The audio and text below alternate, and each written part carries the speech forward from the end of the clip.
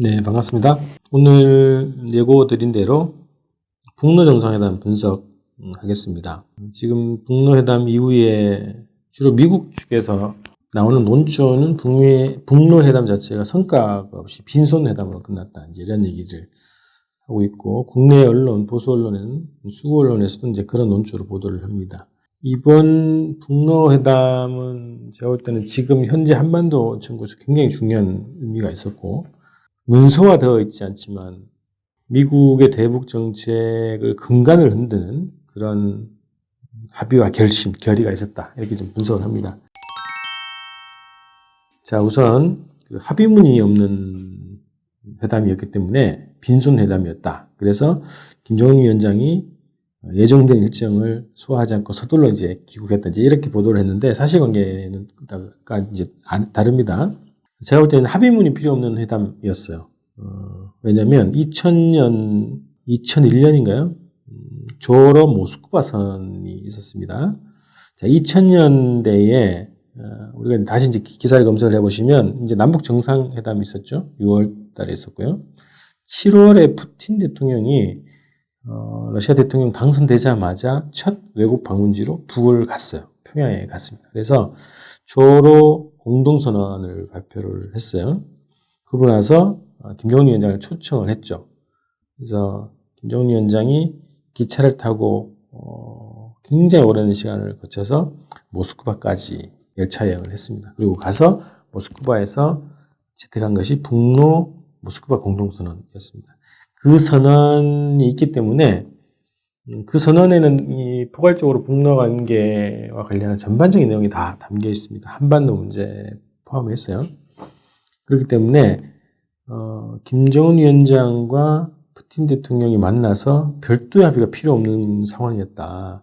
기존에 채택되어 있던 이 선언을 모스크바 공동선언을 이행하면 된다는 거였죠. 그래서 그 이행을 확인하고 결의하면 되는 문제이기 때문에 별도의 합의문이 필요 없었다는 거죠. 자, 이와 관련해서 평양에 주재하고 있는 러시아 대사, 주북 러시아 대사가 이런 얘기를 했네요. 정상회담에 참석했어요. 이 마체고라라고 하는 북한 주재 러시아 대사가 이제 정상회담 끝나고 이제 평양에 도착했죠. 그래서 타스 통신하고 이제 인터뷰를 했는데 그 인터뷰의 내용에서 이런 얘기가 있습니다. 다소 흥분된 기분으로 낙관주의를 품고 평양으로 돌아왔다. 내 앞에 정상들 간에 이루어진 합의사항 이행에 착수해야 하는 과제가 남아있다. 여러 분야에 거친 중요한 합의들이다. 이렇게 얘기했습니다. 그래서 이게 문서화되어 있지 않지만 엄청난 합의를 했다는 거죠. 그래서 이게 제 주장은 이미 북과 러시아 사이에 조로 우호 조약도 있고요. 또 평양에서 맺었던 채택했던 공동선언도 있고 주요하게는 모스크바 공동선언이 있기 때문에 이걸 잘 이행하면 북러 관계는 탄탄대로로 갈 수 있다. 이제 이렇게 보고 있기 때문에 그 선언을 다시 정상화시킬 것에 대한 의향을 확인하면 되는 거고 그걸 결의하면 되는 거라는 거죠. 그렇기 때문에 북러 공동 모스크바 선언을 다시 보는 게 좀 필요할 것 같아서 제가 좀 몇 가지 좀 정리를 해왔습니다. 그 북러 모스크바 선언에 담겨 있는 내용 중에 몇 가지만 좀 말씀드릴게요. 우선 그 쌍방은 무역경제협조 분야에서 이미 이룩된 합의들을 구체화하면서 공동의 노력으로 건설된 기업소들, 특히 전력 부문 기업소들의 개건 계획들을 우선적으로 실현하기로 약속했다. 이렇게 했습니다. 이게 이제 2001년이죠. 한참 시간이 많이 흘렀지만 18년 정도 지났지만 이 내용이 있었다는 거죠. 이미 북과 러시아 사이에는 이 합의가 있었다는 거예요. 그래서 공동의 노력으로 건설된 기업소가 어떤 건지는 잘 모르겠지만 아마 이제 그 발전소 얘기 같습니다. 수력 발전소. 그래서 제가 알기로는 이게 정확한지 모르겠습니다만 프레아 발전소라고 하는 아주 대규모 수력 발전소가 있는데 이 발전소를 개건하는 문제, 이 문제가 아마 다시 이제 본격화될 가능성이 있다. 그래서 이번에 이제 북러 회담에서 그 러시아 측 인사 중에 아나톨리 야nov스키라고 하는 에너지부 차관도 참여를 했어요. 그래서 에너지 관련한 담당자도 참여를 했다. 그래서 이 합의를 이행하는 문제가 논의됐을 가능성이 있다는 거고요. 그 다음에 쌍방은 세계적 실천에서 공인된 호상 이익의 원칙에 기초하여 조선반도 북남과 러시아, 유럽을 연결하는 철도 수송로 창설 계획을 실현하기 위하여 필요한 모든 노력을 기울일 것을 공약하면서 조선과 러시아 철도 연결 사업이 본격적인 실현 단계에 들어선다는 것을 선포했다. 이게 18년 전 얘기입니다. 여러 우여곡절 때문에 이게 실행이 안 됐지만 이번에 북로회담을 통해서 북로 관계가 다시 정상 궤도로 본격화 되기 때문에 아마 이 공약을 다시 실행할 가능성도 있다. 이런 겁니다.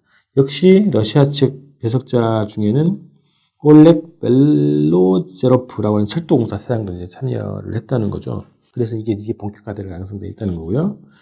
또 하나는 남북관계 관련해서 이런 얘기였습니다. 두 나라 최고 수뇌들은 2000년 6.15 공동선언에 따라 나라의 통일 문제를 조선 민족끼리 서로 힘을 합쳐 자주적으로 평화적으로 해결하기 위한 조선 인민의 노력을 지지하는 것이 조선의 통일 문제 해결에 이바지한다는 데 대하여 견해 일치를 보았으며 이 과정에 대한 외부적인 방해를 허용하지 말아야 한다고 언급하였다. 이게 이제 북과 러시아의 공동 입장입니다. 6.15 공동선언이 통일에 이바지한다라는 그 견해를 일치시켰다는 거고 이 과정에서 외부의 방해는 주로는 미국이겠죠. 미국과 일본이겠죠. 이들의 방해를 허용하지 말아야 된다고 하는 것을 이제 합의했다는 겁니다.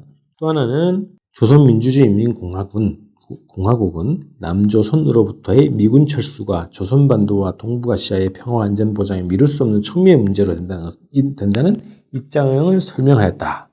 러시아 측은 이 입장에 이해를 표명하였으며 비군사적 수단으로 조선반도의 평화 안정을 보장해야 할 필요성을 강조했다. 이제 이런 게 주요 내용입니다. 그래서 경제 무역 관계 문제하고 그다음에 한반도 문제와 관련한 입장을 확인한 거고 공동 협력을 하기로 했다는 거죠.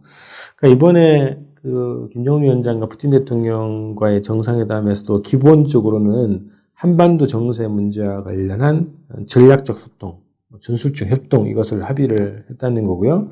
그다음에 무역 관계에 대해서는 전면적인 다방면적인 협의가 있었다는 거 아닙니까? 그러면 2001년에 채택된 조로 모스크바 공동선언을 다시 본궤도에 올려놓은 것이 합의가 됐을 가능성이 거의 99% 아닌가, 그렇게 예상을 합니다. 자, 이런 움직임을 포착한 미국이 북러 간의 어쨌든 그 경제협력 관련해서 아주 예민하게 반응을 했어요. 볼턴이 이제 기자회견을 통해서 이런 얘기를 했는데, 자, 4월 28일 날 폭스뉴스 선데이와의 인터뷰에서 이제 이렇게 얘기를 했어요. 나름 이제 볼턴이 내놓은 분석이죠. 러시아가 철도 사업 추진을 위해서 북한과 정상회담을 성사시켰다. 이게 이제 볼턴의 주장이고 미국의 분석입니다. 북러 간에 어쨌든 이 경제 교역이 많지 않은데 가장 러시아가 가지고 있는 이해관계가 철도를 연결하는 문제다. 그렇기 때문에 러시아가 자기의 이익을 실현하기 위해서 정상회담을 했고 그 정상회담을 통해서 철도 연결 사업을 밀어붙이려고 했다. 그게 가장 기본 목적이다. 이제 이런 게 볼턴의 주장이고 분석입니다.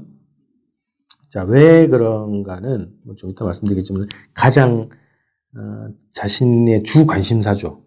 유엔 제재, 대북 제재가 조금이라도 더 훼손되는 거, 약화되는 거를 아주 민감하게 지금 보고 있다는 얘기입니다. 가장 아픈 지점일 수도 있고요.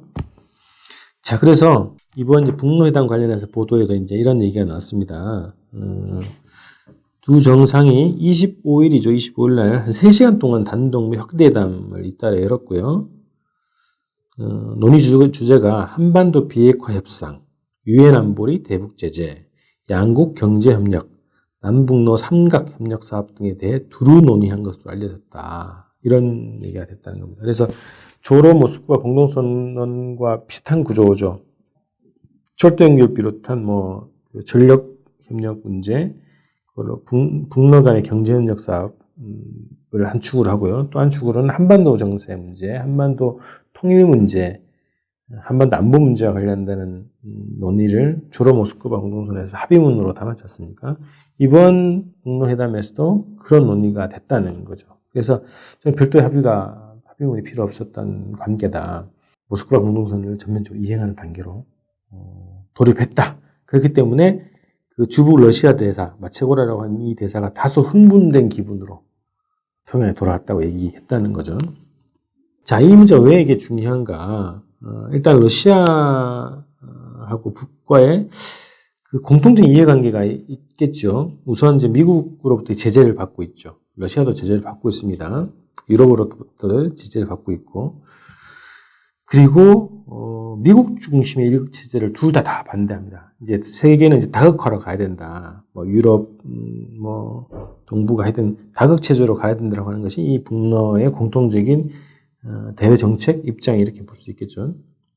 그러니까 러시아도 결국은 이제 유럽 쪽으로 가다가 상당히 많이 막혀 있죠. 유럽 연합이 어쨌든 미국의 여전히 영향력이 있기 때문에 유럽과의 관계가 그닥 좋지 못한 겁니다. 그래서 푸틴도 역시 최근 들어서 아시아 중시 전략, 동방 전략, 뭐 이런 방침으로 대외 정책을 짜고 있는 거예요.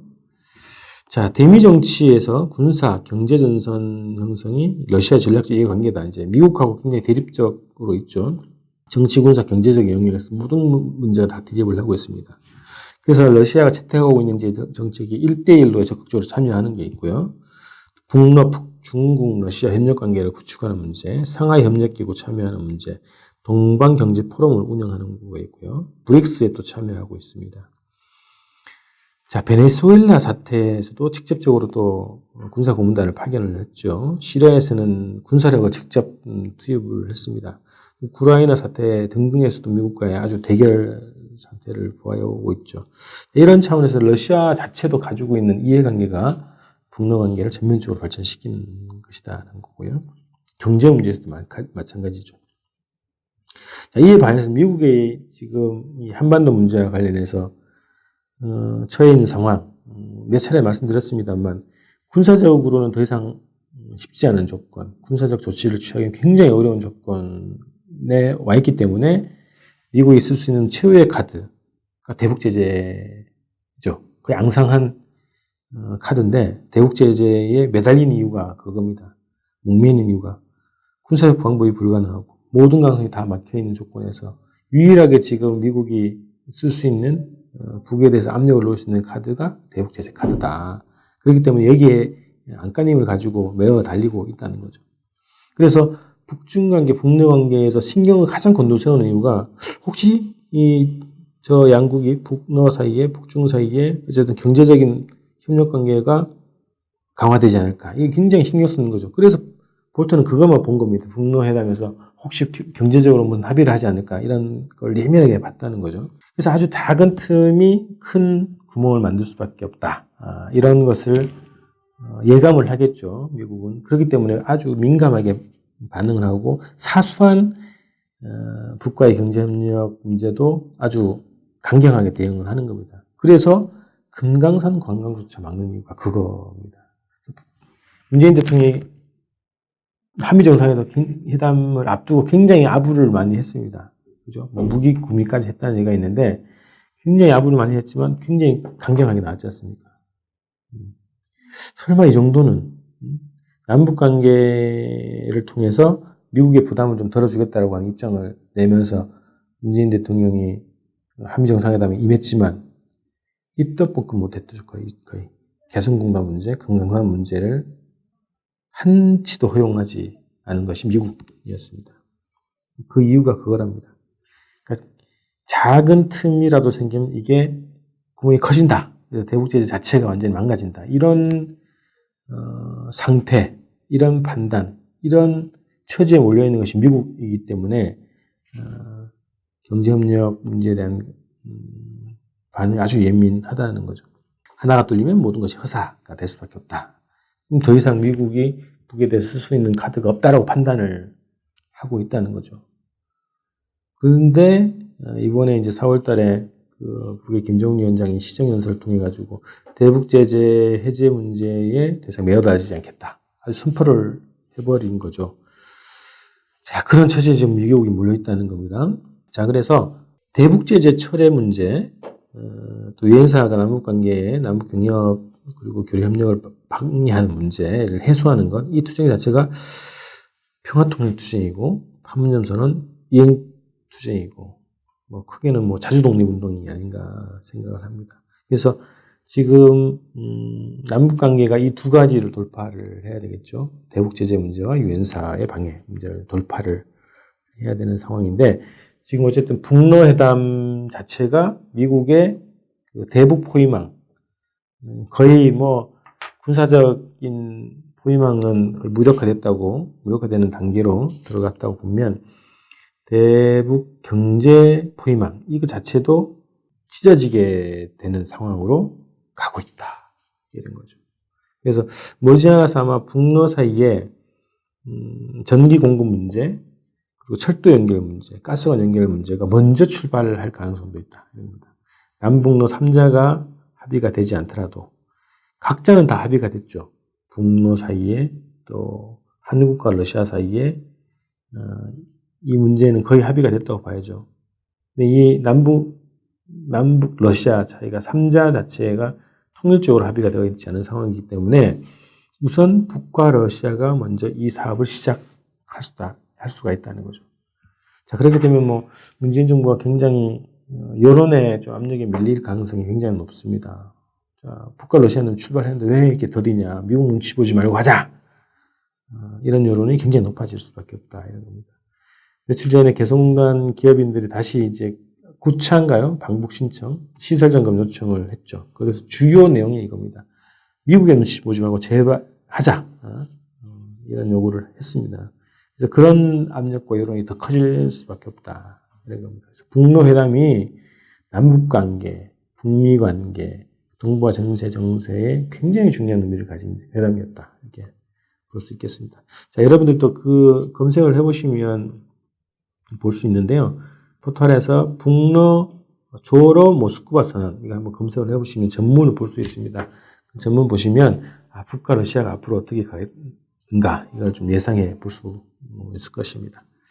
자, 오늘 북러 정상회담에 대한 분석 이렇게 좀 마치고요. 저는 다음 주에 뵙겠습니다. 주말 잘 보내십시오. 고맙습니다.